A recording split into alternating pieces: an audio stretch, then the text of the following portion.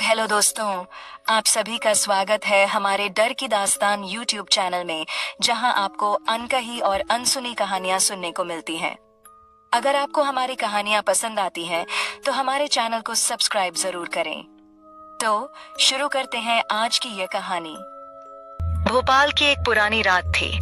आसमान में काले बादल छाए हुए थे और बिजली की चमक हर कुछ पल में जमीन को ऐसे रोशन कर रही थी जैसे कोई छुपी हुई चीज खुद को दिखाना चाहती हो। शहर के किनारे एक बहुत बड़ी और खामोश हवेली खड़ी थी, जिसे लोग नवाब उस्मान अली खान की हवेली कहते थे। इस हवेली के बारे में लोग कहते थे कि यहाँ इंसान कम और परछाइयां ज्यादा रहती हैं। नवाब उस्मान अली खान इस हवेली का मालिक था और बहुत अमीर होने के बावजूद वो हमेशा अकेला रहता था, क्योंकि धीरे धीरे उसके घर के लोग और नौकर एक एक करके गायब हो गए थे। कुछ लोग कहते थे कि वो भाग गए और कुछ कहते थे कि हवेली ने उन्हें निगल लिया। उस रात बारिश बहुत तेज हो रही थी और हवेली के अंदर सिर्फ एक दिया जल रहा था। नवाब अपने बड़े कमरे में बैठा पुराने कागज देख रहा था। तभी अचानक उसे लगा जैसे किसी ने उसके पीछे से उसका नाम धीरे से पुकारा, उस्मान। वो चौंक गया। उसने पीछे मुड़कर देखा तो वहां कोई नहीं था। कमरा बिल्कुल खाली था, लेकिन हवा अचानक ठंडी हो गई थी, जैसे कोई अदृश्य चीज वहां मौजूद हो। नवाब ने खुद को समझाया कि ये उसका वहम है, लेकिन तभी कमरे की खिड़की अपने आप जोर से खुल गई, जबकि वो अंदर से बंद थी। पर्दे हवा में तेजी से उड़ने लगे और दिया बुझ गया। अब पूरा कमरा अंधेरे में डूब चुका था। अंधेरे में नवाब को ऐसा लगा जैसे कमरे के कोने में कोई खड़ा है, एक लंबा सा साया जो धीरे धीरे उसकी तरफ बढ़ रहा था। नवाब का दिल तेजी से धड़कने लगा। उसने कांपते हाथों से दिया फिर से जलाने की कोशिश की, लेकिन माचिस बार बार बुझ रही थी। तभी उसे अपने कान के पास किसी की भारी सांस महसूस हुई, जैसे कोई उसके बिल्कुल पास खड़ा हो और उसे देख रहा हो। नवाब ने हिम्मत जुटाकर जोर से चिल्लाया, कौन है? उसकी आवाज पूरे हवेली में गूंज गई, लेकिन जवाब में सिर्फ सन्नाटा मिला। अचानक दीवार पर टंगा बड़ा आईना अपने आप हिलने लगा और उसमें नवाब को अपना चेहरा नहीं, बल्कि एक बूढ़े आदमी का चेहरा दिखा, जिसकी आंखें सफेद थीं और चेहरा सड़ा हुआ था। नवाब डर के मारे पीछे हट गया। उसका शरीर कांप रहा था और उसे अब यकीन होने लगा था कि ये हवेली सच में श्रापित है। तभी दरवाजे के बाहर से कदमों की आवाज आई, ठक ठक ठक, जैसे कोई भारी जूते पहनकर धीरे धीरे उसकी तरफ आ रहा हो। दरवाजा अपने आप खुला और बाहर खड़ा था उसका दरबान इमरान, लेकिन उसकी आंखें अजीब थीं, जैसे वो खुद नहीं था।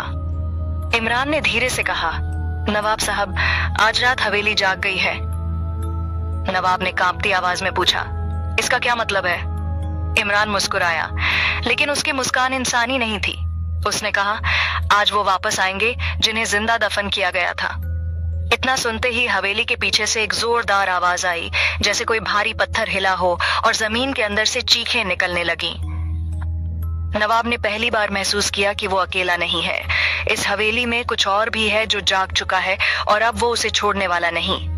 बारिश और तेज हो गई। हवा चीखने लगी और हवेली के हर कोने से फुसफुसाहट आने लगी। उस रात नवाब उस्मान अली खान की जिंदगी बदलने वाली थी, क्योंकि ये सिर्फ डर की शुरुआत थी। असली खौफ अभी बाकी था। हवेली के अंदर अब सन्नाटा नहीं था। हर तरफ अजीब सी आवाजें गूंज रही थीं, जैसे दीवारें खुद कुछ कहना चाहती हों। नवाब उस्मान अली खान के कदम भारी हो चुके थे, लेकिन डर के बावजूद वो आगे बढ़ा, क्योंकि अब उसे सच जानना ही था। इमरान धीरे धीरे हवेली के पिछले हिस्से की तरफ बढ़ रहा था और नवाब उसके पीछे चल रहा था। बारिश अब भी तेज थी और हर बिजली की चमक में हवेली का पिछवाड़ा और ज्यादा डरावना दिख रहा था। कुछ ही देर में वो दोनों उस पुराने कुएं के पास पहुंच गए, जिसे सालों पहले बंद कर दिया गया था। उसके ऊपर रखा बड़ा पत्थर अब थोड़ा सा खिसक चुका था और अंदर से ठंडी हवा निकल रही थी। नवाब ने डरते हुए पूछा, इमरान, ये क्या है? इमरान ने धीरे से उसकी तरफ देखा और कहा, यही वो जगह है जहां सब शुरू हुआ था और आज यहीं सब खत्म होगा। इतना सुनते ही कुएं के अंदर से एक धीमी आवाज आई, जैसे कोई बहुत गहराई से मदद मांग रहा हो। आवाज इतनी दर्द भरी थी कि नवाब का दिल कांप गया। वो आवाज बार बार कह रही थी, हमें बाहर निकालो, हमें आजाद करो। नवाब पीछे हटने लगा, लेकिन तभी इमरान ने उसका हाथ पकड़ लिया। उसकी पकड़ बहुत ठंडी थी, जैसे किसी मुर्दे का हाथ हो। इमरान ने मुस्कुराते हुए कहा, अब बहुत देर हो चुकी है। नवाब साहब, आपने जिस चीज को दबाया था वो अब वापस आ चुकी है। अचानक कुएं के अंदर से काला धुआं निकलने लगा और हवा में अजीब सी बदबू फैल गई, जैसे सड़ा हुआ मांस जल रहा हो। नवाब ने खुद को छुड़ाने की कोशिश की, लेकिन इमरान की पकड़ और मजबूत होती जा रही थी। तभी कुएं के अंदर से कई हाथ बाहर आने लगे। वो हाथ इंसानों जैसे थे, लेकिन पूरी तरह काले और सड़े हुए। नवाब चीख पड़ा, लेकिन उसकी आवाज बारिश और हवेली की फुसफुसाहट में दब गई। इमरान ने उसे कुएं के और पास खींचा और कहा, ये बदरूहें हैं और इन्हें खून चाहिए। नवाब ने पूरी ताकत लगाकर खुद को छुड़ाया और पीछे गिर पड़ा। उसका दिल इतनी तेजी से धड़क रहा था कि जैसे अभी बाहर आ जाएगा। तभी अचानक हवेली के दरवाजे की तरफ से एक और आवाज आई। एक बूढ़ा आदमी धीरे धीरे लाठी टेकता हुआ उनकी तरफ आ रहा था। उसकी सफेद दाढ़ी और भीगी हुई चादर उसे और भी रहस्यमयी बना रही थी। उसकी आंखें अजीब थीं, जैसे वो सब कुछ देख सकता हो। वो उनके पास आकर रुका और बोला, अगर जिंदा रहना है तो मेरी बात माननी होगी। नवाब ने घबराकर पूछा, तुम कौन हो? बूढ़ा आदमी धीरे से मुस्कुराया और बोला, मैं वो हूं जो इस अंधेरे को खत्म कर सकता है, लेकिन इसके लिए तुम्हें एक बलिदान देना होगा। नवाब ने कांपते हुए पूछा, कैसा बलिदान? बूढ़े ने कुएं की तरफ इशारा किया और कहा, इस अंधेरे को शांत करने के लिए खून चाहिए, और वो भी किसी ऐसे का जिसने सबसे ज्यादा गुनाह किए हों। इतना सुनते ही इमरान जोर से हंस पड़ा। उसकी हंसी इतनी डरावनी थी कि हवा तक कांप गई। उसने धीरे से कहा, नवाब साहब, अब फैसला आपका है। तभी कुएं के अंदर से आवाज और तेज हो गई और सारे काले हाथ और ऊपर उठने लगे, जैसे वो किसी को पकड़ने के लिए तैयार हों। नवाब के सामने अब दो रास्ते थे, या तो वो किसी का बलिदान दे या खुद उस अंधेरे का हिस्सा बन जाए। बारिश और तेज हो गई और हवेली के ऊपर बिजली गिरी, जिससे पूरा आसमान एक पल के लिए सफेद हो गया। उस चमक में नवाब ने देखा कि कुएं के अंदर सिर्फ हाथ नहीं थे, बल्कि सैकड़ों चेहरे उसे घूर रहे थे। उसकी सांसें रुक गईं और उसे समझ आ गया कि ये सिर्फ शुरुआत है। असली डर अभी बाकी है। बारिश रुकने का नाम नहीं ले रही थी। हवेली के चारों तरफ पानी बह रहा था और आसमान की गड़गड़ाहट ऐसा लग रही थी जैसे कोई आसमान से भी इस जगह को देख रहा हो। नवाब उस्मान अली खान के सामने अब सबसे बड़ा फैसला खड़ा था। कुएं से निकलते हाथ अब और तेजी से बाहर आने लगे थे और उनकी उंगलियां हवा को चीरती हुई नवाब की तरफ बढ़ रही थीं, जैसे वो उसे पकड़कर अंदर खींच लेना चाहती हों। बूढ़ा आदमी बिल्कुल शांत खड़ा था। उसकी आंखें नवाब पर टिकी थीं। उसने धीरे से कहा, देर मत करो, वरना ये खुद अपना रास्ता चुन लेंगे। इमरान अब बिल्कुल अलग लग रहा था। उसका चेहरा काला पड़ चुका था और उसकी आंखों में कोई इंसानी चमक नहीं बची थी। नवाब के दिल में डर के साथ गुस्सा भी जागने लगा। उसने जोर से कहा, ये सब क्या है? तुम लोग कौन हो? अचानक बूढ़ा आदमी जोर से हंसा। उसकी आवाज हवेली की दीवारों से टकराकर कई गुना डरावनी हो गई। उसने कहा, हम वही हैं जिन्हें तुम्हारे खानदान ने जिंदा दफन किया था। इतना सुनते ही जमीन हिलने लगी और हवेली के अंदर से एक जोरदार आवाज आई, जैसे कोई भारी दरवाजा अपने आप खुल गया हो। बूढ़े ने तहखाने की तरफ इशारा किया और कहा, सच जानना है तो नीचे चलो। नवाब अब जैसे किसी अजीब ताकत के असर में था। उसके कदम अपने आप तहखाने की तरफ बढ़ने लगे। इमरान भी उसके पीछे चल पड़ा। तहखाने की सीढ़ियां गीली थीं और हर कदम पर ऐसा लग रहा था जैसे कोई पीछे से पकड़ लेगा। दीवारों से सड़ी हुई गंध आ रही थी और हर तरफ अंधेरा फैला हुआ था। जैसे ही नवाब नीचे पहुंचा, उसकी सांस रुक गई। दीवारों पर पुराने खून के निशान थे और कुछ जगहों पर हड्डियां जमी हुई थीं, जैसे किसी को यहीं मारकर दीवार में छुपा दिया गया हो। तभी अचानक एक दीवार से खरोंचने की आवाज आई, जैसे कोई अंदर से बाहर आने की कोशिश कर रहा हो। नवाब ने डरते हुए उस दीवार को देखा और तभी दीवार में दरार पड़ने लगी। दरार से काला खून बहने लगा और उसके साथ ही एक सड़ा हुआ हाथ बाहर निकला। नवाब पीछे हट गया, लेकिन उसके पैर जैसे जमीन से चिपक गए थे। बूढ़ा आदमी धीरे धीरे उस दीवार के पास गया और उसने अपना हाथ उस पर रखा। तुरंत दीवार पूरी तरह टूट गई और उसके पीछे एक छोटा सा कमरा दिखाई दिया। उस कमरे के अंदर एक कंकाल बैठा था। उसके चारों तरफ काले धागे और हड्डियां बंधी हुई थीं और उसकी आंखों की जगह सिर्फ काला खालीपन था। इमरान अचानक उस कंकाल के सामने घुटनों के बल बैठ गया और बोला, मालिक, अब वक्त आ गया है। नवाब का दिल जोर से धड़कने लगा। उसे समझ आ गया कि ये कोई साधारण बात नहीं है। अचानक कंकाल के चारों तरफ हवा घूमने लगी और उसके अंदर से काली धुंध निकलने लगी। वो धुंध धीरे धीरे इंसान का आकार लेने लगी और कुछ ही पलों में एक भयानक तांत्रिक की शक्ल सामने आ गई। उसकी आंखें पूरी काली थीं और चेहरे पर सड़न साफ दिख रही थी। नवाब की आवाज निकलना बंद हो गई। तांत्रिक ने धीमी आवाज में कहा, आखिर तू आ ही गया। नवाब ने पीछे हटने की कोशिश की, लेकिन अब बहुत देर हो चुकी थी। तांत्रिक ने अपना हाथ उठाया और नवाब के सिर पर रख दिया। जैसे ही उसका हाथ छुआ, नवाब की आंखों के सामने अंधेरा छा गया और उसे अपने कानों में सैकड़ों आवाजें सुनाई देने लगीं। वो आवाजें एक साथ चिल्ला रही थीं, हमें आजाद करो, हमें खून चाहिए। नवाब दर्द से तड़पने लगा। उसका शरीर कांप रहा था और उसकी आंखों से आंसू नहीं बल्कि खून बहने लगा। इमरान जोर से हंस रहा था और बूढ़ा आदमी अब बिल्कुल गायब हो चुका था, जैसे वो कभी था ही नहीं। तांत्रिक की आवाज फिर गूंजी, अब तू ही हमारा रास्ता है, तेरे खून से ये हवेली फिर जिंदा होगी। तभी तहखाने की जमीन हिलने लगी और दूर कहीं कुएं से फिर चीखें आने लगीं। नवाब अब पूरी तरह उस अंधेरे में फंस चुका था और उसे समझ आ गया था, नहीं है, ये एक श्राप है जो अब उसके खून से पूरा होगा। उसकी आखिरी सोच यही थी कि शायद अब बचना नामुमकिन है।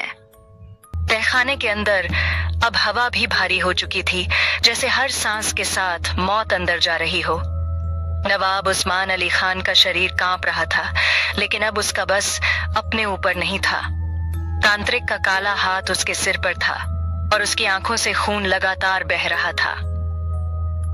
तहखाने की दीवारों पर लगे पुराने खून के निशान धीरे धीरे चमकने लगे और उनमें से फुसफुसाहट निकलने लगी, जैसे हर दीवार के अंदर कोई जिंदा हो। इमरान अभी भी घुटनों के बल बैठा था। उसकी हंसी रुकने का नाम नहीं ले रही थी। उसने सिर उठाकर कहा, आज हवेली फिर से जिंदा होगी। तांत्रिक ने अपनी आंखें बंद की और कुछ अजीब मंत्र बोलने लगा। उसकी आवाज इतनी गहरी थी कि जैसे जमीन के अंदर से आ रही हो। जैसे ही मंत्र तेज हुआ, तहखाने की जमीन फटने लगी और उसी जगह एक गहरा गड्ढा बन गया, जहां से ठंडी हवा के साथ चीखें निकल रही थीं। वही पुराना कुआं फिर से खुल चुका था। कुएं के अंदर से अब सिर्फ हाथ नहीं बल्कि पूरे चेहरे दिखाई देने लगे थे। उनकी आंखें खाली थीं और उनके मुंह खून से भरे थे। वो सब एक साथ नवाब की तरफ देख रहे थे, जैसे किसी का इंतजार कर रहे हों। तांत्रिक ने धीरे से कहा, अब समय आ गया है रक्त यज्ञ का। नवाब का शरीर अपने आप आगे बढ़ने लगा। उसकी चाल अब इंसानों जैसी नहीं थी, जैसे कोई उसे खींच रहा हो। वो कुएं के बिल्कुल पास पहुंच गया और अचानक उसके हाथ अपने आप उठ गए। उसने अपनी ही हथेली पर नाखून गड़ा दिए और खून बहने लगा। खून की पहली बूंद जैसे ही कुएं में गिरी, अंदर से एक भयानक चीख गूंजी। पूरे तहखाने में कंपन होने लगा और दीवारों से राख गिरने लगी। इमरान खुशी से पागलों की तरह हंसने लगा और बोला, ये शुरू हो चुका है। तांत्रिक ने अपना दूसरा हाथ उठाया और हवा में घुमाया। अचानक हवेली के ऊपर बैठे सारे कौए जोर जोर से चिल्लाने लगे और एक साथ उड़ गए। आसमान में बिजली कड़की और उसी पल तहखाने में खड़े सारे साए और मजबूत हो गए। अब हर तरफ काली परछाइयां घूम रही थीं। नवाब की आंखें पूरी तरह काली हो चुकी थीं। अब उसमें इंसान का कोई निशान नहीं बचा था। उसने एक अजीब आवाज में कहा, और खून चाहिए। तभी अचानक तहखाने की सीढ़ियों से किसी के दौड़ने की आवाज आई। एक आदमी घबराया हुआ नीचे आया। वो हवेली का पुराना चौकीदार रामलाल था। वो चिल्ला रहा था, नवाब साहब यहाँ से चलिए, ये जगह ठीक नहीं है। लेकिन जैसे ही उसने नवाब को देखा, वो वहीं जम गया। नवाब धीरे धीरे उसकी तरफ मुड़ा और उसकी आंखों में वही काला अंधेरा था।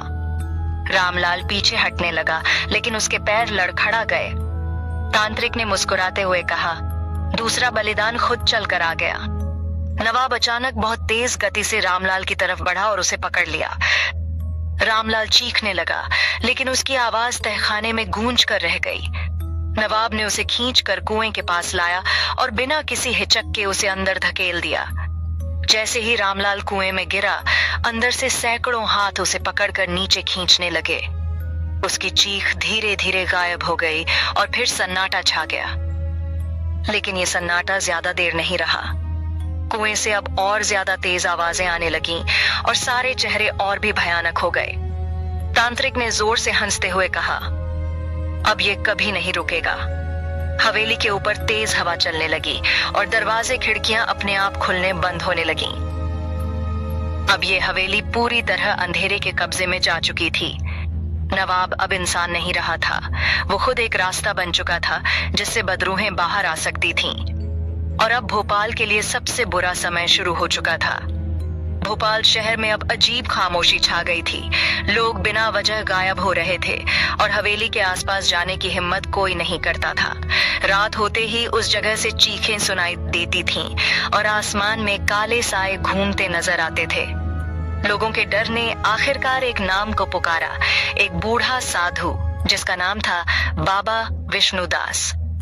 कहा जाता था कि वो ऐसी शक्तियों से लड़ चुका है जिन्हें लोग सिर्फ कहानियों में सुनते हैं।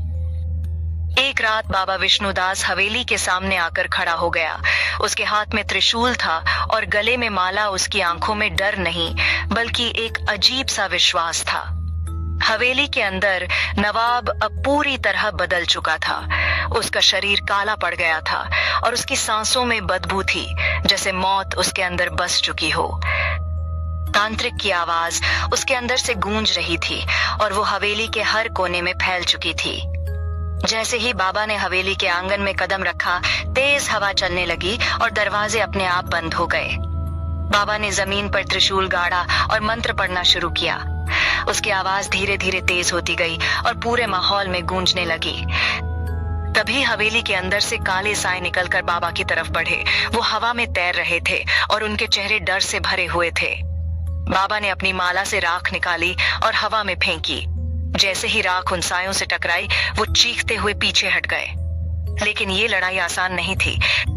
तहखाने के अंदर नवाब अचानक चीखा और उसकी आंखों से काला धुआं निकलने लगा। वो तेजी से ऊपर की तरफ बढ़ा और कुछ ही पलों में बाबा के सामने खड़ा था।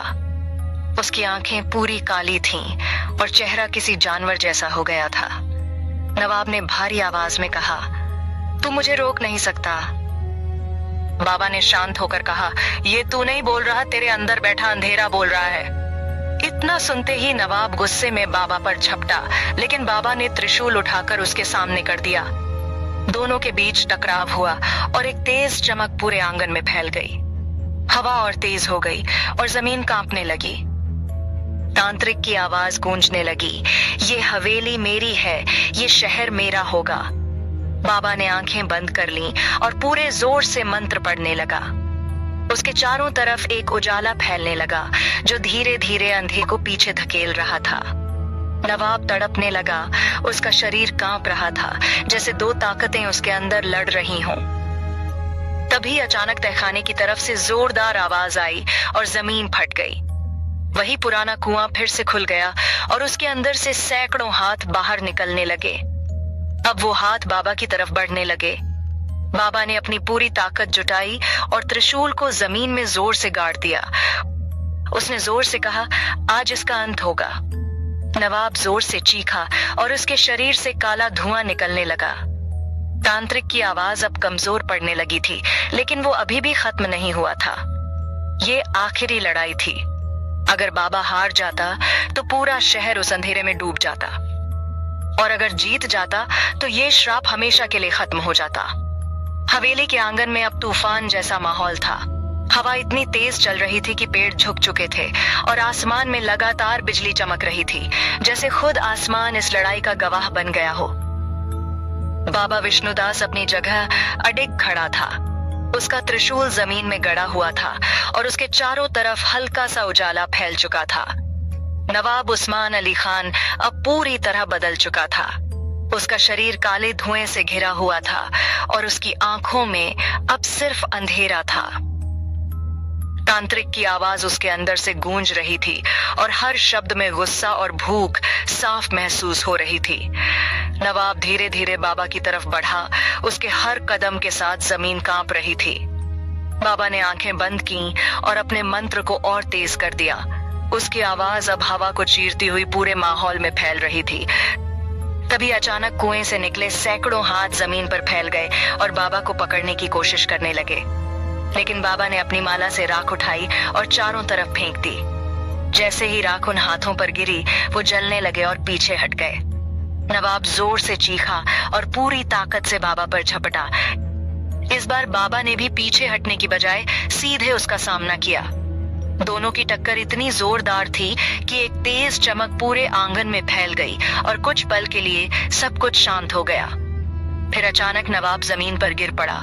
उसका शरीर तड़पने लगा और उसके अंदर से काला धुआं बाहर निकलने लगा। तांत्रिक की आवाज अब दर्द में बदल चुकी थी। वो चिल्ला रहा था, मुझे रोका नहीं जा सकता। बाबा ने त्रिशूल उठाया और पूरी ताकत से नवाब के सीने पर रख दिया। उसने आखिरी बार मंत्र पढ़ा और जोर से कहा, अब समाप्त हो जा। जैसे ही ये शब्द गूंजे, नवाब के शरीर से निकला काला धुआं तेजी से कुएं की तरफ खींचने लगा।